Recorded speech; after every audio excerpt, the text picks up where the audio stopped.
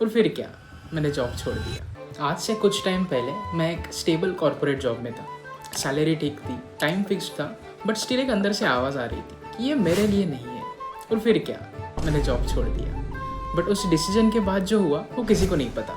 And इस video में मैं वही बताने वाला हूँ कि जो मैंने चैलेंजेस फेस किए, मैंने ये डिसीजन क्यों लिया, एवरीथिंग। कॉर्पोरेट जॉब सबको सेफ लगती है, लेकिन वही स्क्रीन, डेली वही टास्क, डेली वही लोग एंड एक फिक्स्ड टाइमलाइन, एक सैचुरेटेड एनवायरनमेंट में हम रहते हैं।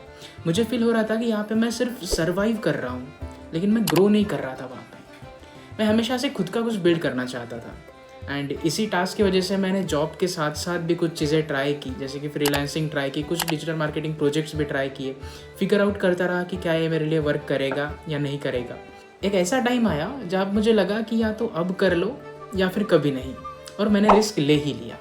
जॉब छोड़ने का डिसीजन जो है वो ले तो लेते हैं, लेकिन उसके बाद का जो प्लानिंग होता है वो हम कर नहीं पाते, या फिर वो प्लानिंग हम सोच के नहीं रखते कि इसके बाद मैं करूँगा क्या। उसके लिए मैं भी प्रिपेयर नहीं था, मैं भी कंफ्यूज था। फिर लगता रहा क्या करूँ, फ्रीलांसिंग करूँ, डिजिटल मार्केटिंग करूँ, क्योंकि डिसीजन तो ले लिया, लेकिन अब खाली भी नहीं बैठ सकते। एक टाइम ऐसा आया जब डाउट होने लगा कि कहीं मैंने रॉन्ग डिसीजन तो नहीं ले लिया, लेकिन मैं रुका नहीं। मैं काम करता रहा, क्योंकि एक चीज़ मेरे दिमाग में थी, वो थी मेरी क्लैरिटी। मेरी क्लैरिटी की वजह से मैं कंटिन्यू काम करते रहा। एंड आई नो कि मुझे कहीं ना कहीं तो मैं पहुंच ही जाऊंगा अगर डेली मैं हाथ पैर मारते रहूँगा तो। चीज़ें कुछ इधर उधर हो जाती थी, उसे फिक्स करने में टाइम चला जाता था। अगर आप भी ये स्टेज में हो, अगर आप भी स्टक फील कर रहे हो या फिर जॉब छोड़ना चाहते हो, तो मैं कहूँगा कि सोचो, लेकिन स्टार्ट करो।